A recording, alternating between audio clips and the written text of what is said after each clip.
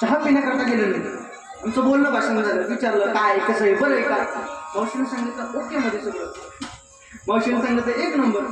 मग विचारावं लागतं महाराज कसं आहे काय, किती मुलं विचारावं लागतं. आणि आताच्या काळात म्हणायचं म्हटलं तर हे सगळं ज्याला विचारता येतं त्यालाच महाराज म्हणावं. त्यालाच महाराज म्हणावं. मग सगळं झालं आणि मावशी म्हटलं महाराज आता एक काम करा म्हटले काय, येईल तर 24 तारखेला माझ्या मुलाचं लग्न आहे, पत्रिका तुम्ही आमच्या मुलाच्या लग्नाला या. म्हटलं मावशी कार्यक्रम चालू आहे, भूत भरपूर प्रवास आहे, म्हटले कार्यक्रम आहे, धावपळ आहे, पळापळ आहे, यायला जमणार नाही. मावशीने सांगितलं महाराज आमच्या गावाच्या कीर्तनाला मिळालं तर चालेल, पण माझ्या पोराच्या लग्नाला या. म्हणजे मावशीने इतका आग्रह केला मला आणि इतका आग्रह केल्यानंतर आम्ही ठीक आहे म्हटलं आणि गेलो लग्नाला गेलो. लग्नाला अक्षता वगैरे टाकले आणि आम्ही आलो महागारी आल्यानंतर 1-2 वर्षानंतर त्याच मावशीच्या घरी जाण्याचा प्रसंग आला. काय त्याच मावशीच्या घरी जाण्याचा प्रसंग आला. मावशीला म्हटलं मावशी गेले 2 वर्षापूर्वी आलो होतो तुमच्या मुलाच्या लग्नाला, काय म्हणतोय मुलगा, काय म्हणते सुनबाई, कसं चाललाय मुलाचा संसार. मावशीने हे शब्द कानावरती ऐकल्याबरोबर मावशीने सांगितलं महाराज हा आता पहिल्यासारखा राहिला नाही, होणार संपलं.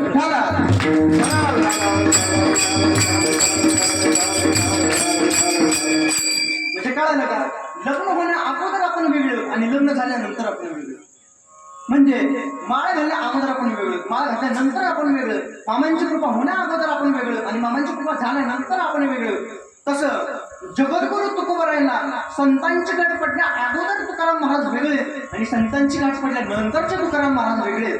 महाराजांनी उत्तर दिलं. महाराज म्हणतात तुका म्हणे चिंता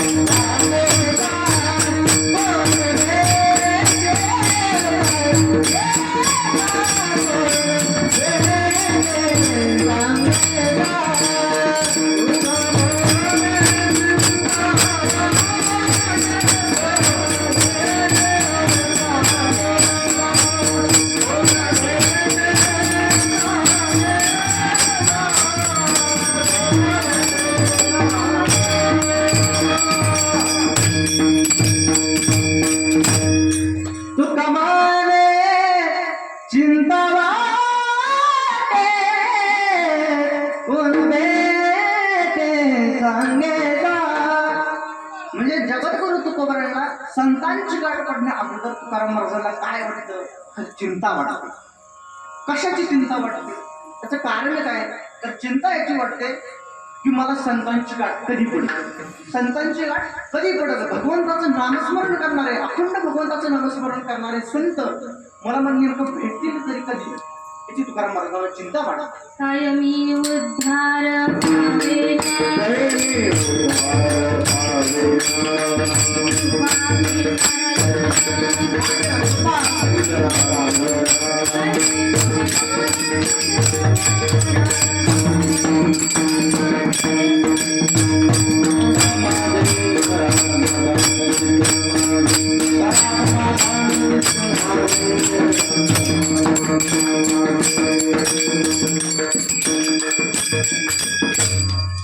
कई में उदार बारे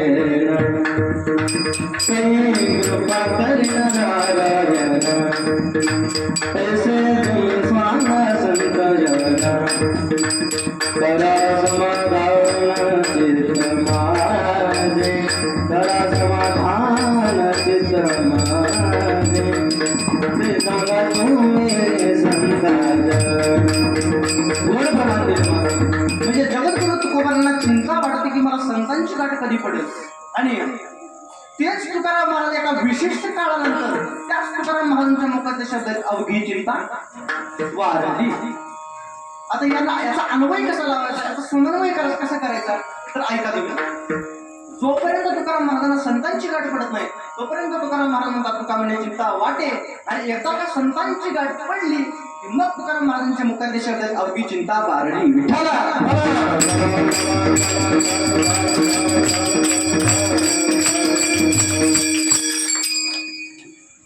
कधी कधी मला प्रश्न पडतो काय तुकाराम महाराजांनी इथं वारली शब्द का घातला?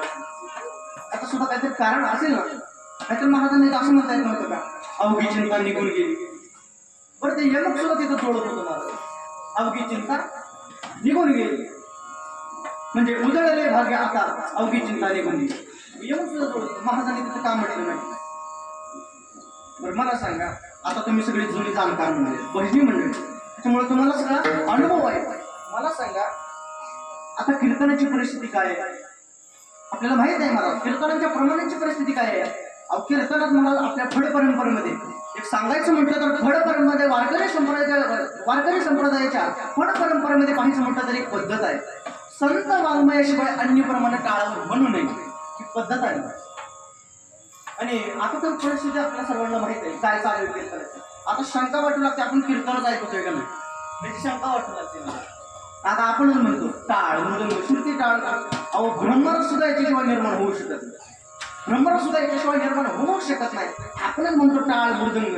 आता या क्षेत्रातल्या एखाद्या व्यक्तीला जर विचारलं आपण तुमचं दैवत काय, तर महाराजांना जर विचारलं तुमचं दैवत काय, तो म्हणतो समोर असलेला मृदंगच आमचं दैवत आहे. म्हणजे आपली असणारी आपल्या साधनावर असलेली निष्ठा ती आपल्याला साध्यपणे घेऊन जाते विठ्ठला.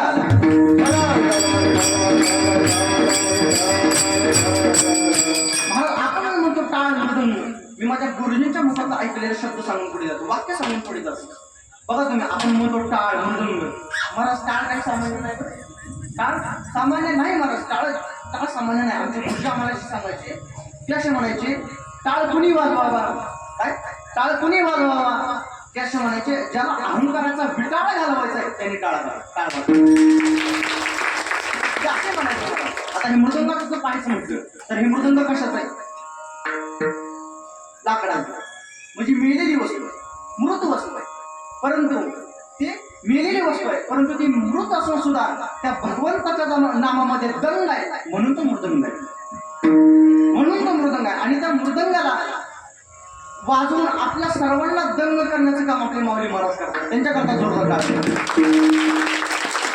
मला सांगायचं काय, संत प्रमाणाला साथ कशाची असावी तर ती फक्त संत प्रमाणांची असावी. पक्वादनाला टाळाला साथ कशाची असावी ती संत प्रमाणांची असावी विठ्ठला.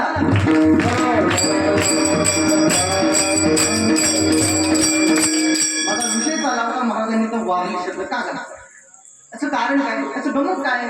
तर बघा तुम्ही महाराजांना सुद्धा माहित होतं, महाराजांना सुद्धा माहित होतं काय आपण इथं जर निघून गेली असं म्हटलं होतं, निघून गेलेली 8 दिवसात माघारी. मी चिंतेबद्दल बोलतोय बरं, तुम्ही दुसरं डोक्यात घेऊन नका. म्हणजे एकदा का जळाली मेली वारली पुन्हा त्याची उत्पत्ती आहे का, पुन्हा त्याचा जन्म तरी आहे का मला सांगा विठ्ठला.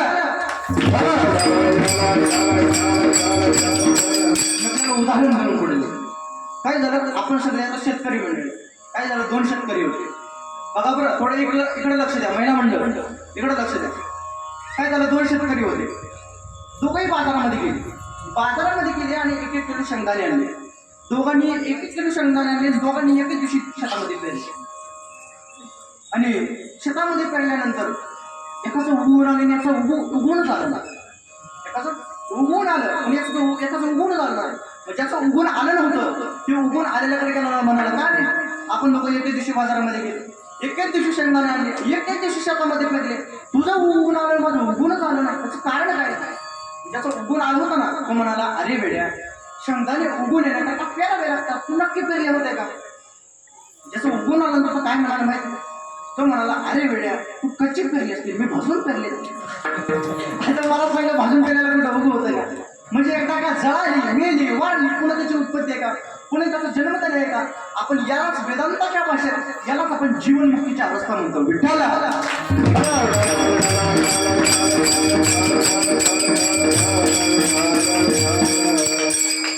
म्हणजे एकीकडे महाराज म्हणतात अवघी चिंता तुका म्हणे चिंता वाटे, आणि एकीकडे महाराज म्हणतात अवघी चिंता वारली. म्हणजे संत पेठी काय करते तर आपल्या जीवनातली चिंता नष्ट करते, चिंता नष्ट करणारी ती कोण आहे तर ती केवळ संत भेट आहे विठ्ठला.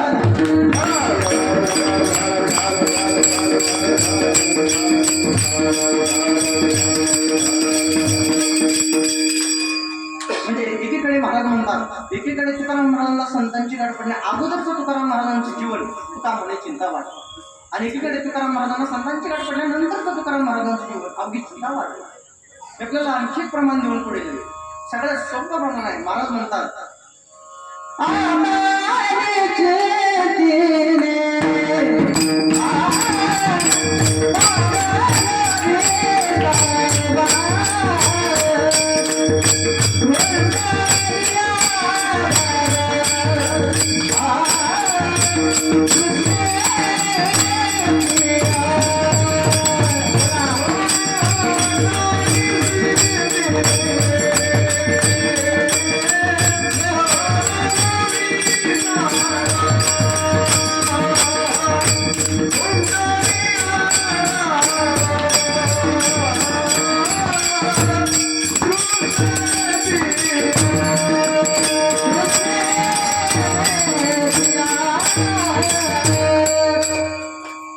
चिंतेने पाऊल विसावा कुंडली धावा तृष्णेशी. तृष्णा शब्दाचा अर्थ आहे इच्छा, धावा शब्दाचा अर्थ आहे पळापळ, आणि खुंटणा शब्दाचा अर्थ आहे थांबणं. म्हणजे इच्छेची पळापळ थांबली, चिंता संपली, निश्चिंता अवस्था प्राप्त झाली. आपल्याला आणखी सोपं बोलायचं म्हटलं तर महाराज काय म्हणतात, इच्छा शिल्लक राहिली नाही, चिंता वाटायचा प्रश्नच काय मला सांग. कारण चिंतेची निर्मिती कुठे इच्छेत आहे. जिथं जिथं इच्छा आहे तिथे तिथे चिंता आहे. परंतु महाराज म्हणतात आणि इच्छा शिल्लक राहिली नाही, चिंता वाटण्याचा प्रश्नच आहे. मी अनेक वेळेला दोन वाक्य सांगत असतो, सांगून जातो विठ्ठला.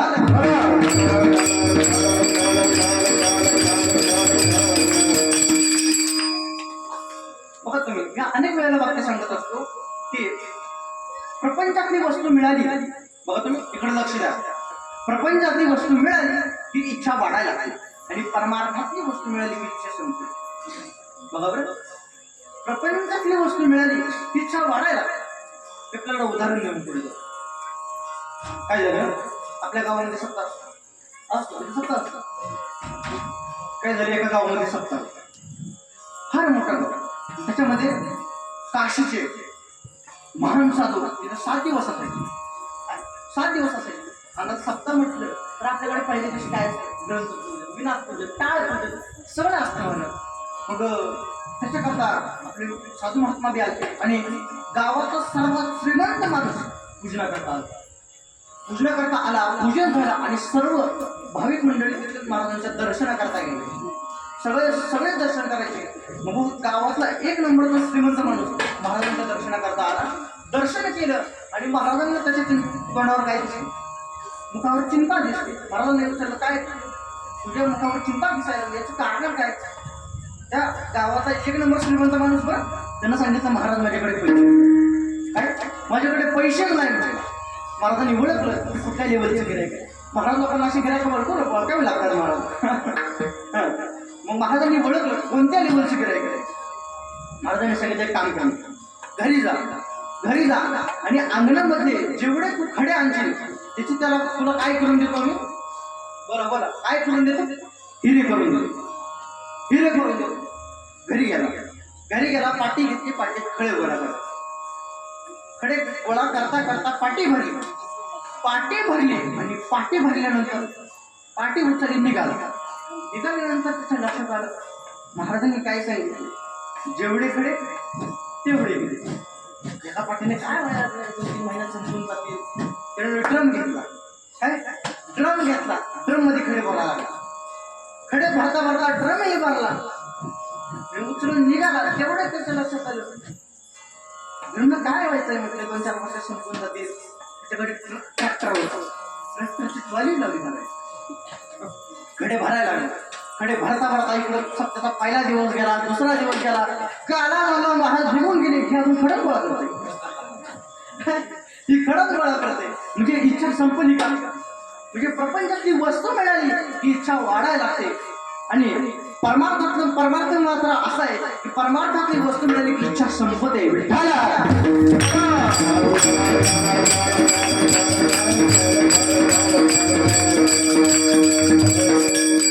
म्हणजे ती वस्तू मिळाली ही इच्छा संपते. आता सगळ्यांना उदाहरण माहीत असेल, फक्त त्याला सुतवच करून पुढे जातो. बघा तुम्ही आपल्या सर्वांना सुरदासांचं नाव ऐकून असतात. दोन्ही डोळ्यांनी आंधळे असणारे सुरदास, परंतु भगवंताची इतकी भक्ती केली, भगवान परमात्मा प्रसन्न झालेला आहे. प्रसन्न झाले आणि भगवंताने विचारलं, सुरदास मी तुमच्यावरती प्रसन्न आहे म्हटले, काय मागायचं ते मागा, मी तुमच्यावरती प्रसन्न आहे. सुरदासाने सांगितलं, देवा मला काही नाही. भगवंताने सांगितलं, मी तुमच्यावरती प्रसन्न आहे म्हटले, काय मागायचं ते मागा. नाही म्हटले, माझं काही. सुरदासाने सांगितलं, देवा काय तुझं. भगवंताने सांगितलं, सुरदास माझं सगुण रूपाने तुम्ही दर्शन अजून कधी घेतलेलं नाही. एक काम करतो, मी तुम्हाला डोळे देतो. बघ सुरदासाने सांगितलं, देवा मी तुला अंतःकरणाचे चांगलं बघितलंय, त्याच्यामुळे बाहेरच्या डोळ्याची मला काही गरज नाही. भगवंताने सांगितलं, नाही सुरदास मी तुमच्यावरती प्रसन्न आहे, मी तुम्हाला डोळे दिलेच म्हटले, उघडा डोळे. सुरदासाने डोळे उघडले महाराज, आणि डोळे उघडल्यानंतर ते सुंदर अशा भगवंताचं स्वरूप मला सुरदासांना पाहायला मिळालं. किती गोड होतं स्वरूप, महाराजांनी वर्णन केलं. सुंदर ते ध्यान उभे विटेवारी,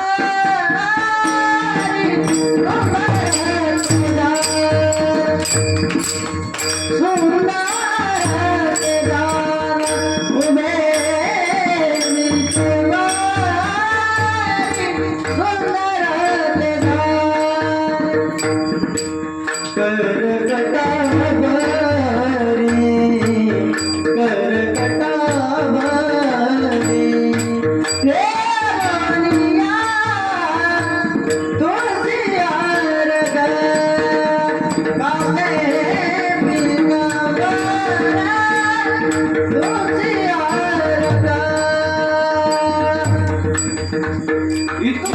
भगवंताचं स्वरूप महाराज या ठिकाणी वर्णन करतात.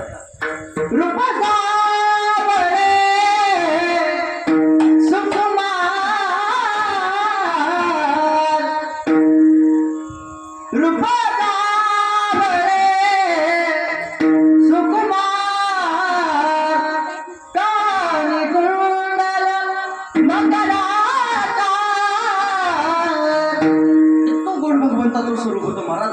सुरदासांनी पाहिलं आणि सुरदासांच्या मनात इच्छा निर्माण झाली. सुरदासाने सांगितलं, देवा एक मागू करा म्हटलं.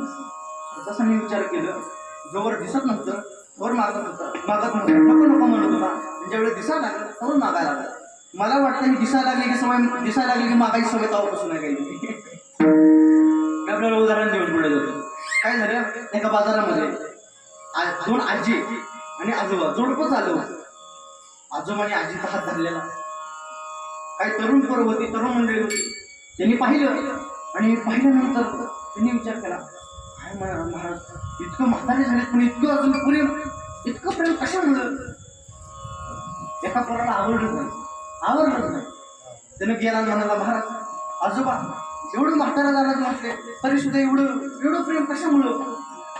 त्या आजोबाने सांगितलं, काय नाही म्हटले, दुकानात दिसू की दुकानात पडत त्याच्यामुळे हात धरलाय म्हटले. म्हणजे दिसायला लागली की तेव्हापासून सवय. सुरदासांनी सांगितलं, एक देवा मागू खरे म्हटले. भगवंताने विचार केला, ज्यावेळेस नको म्हणत होते त्यावेळेस मी दिले म्हटले. आता जर तुम्ही मागायला लागला म्हटले, मागा म्हटले, काय पाहिजे ते मागा. असं म्हटल्यानंतर सुरदासाने सांगितलं, देवा हे जे डोळे दिलेत ना, हे डोळे मागायला घे, मला पुन्हा आणलं कर. भगवंताने सांगितलं, ही कसली मागणी म्हटली, असं नेमकं काय कारण. सुरदासाने सांगितलं, देवा आता तुला पाहिल्यानंतर दुसरं कुणाला पाहिजे इच्छा शिल्लक राहिली नाही. मामाला पाहिल्यानंतर दुसरं कुणाला इच्छा शिल्लकच राहत नाही. त्याच्यामुळं प्रपंचातली वस्तू मिळाली इच्छा वाढत जाते आणि परमार्थातली वस्तू मिळाली की इच्छा संपदे.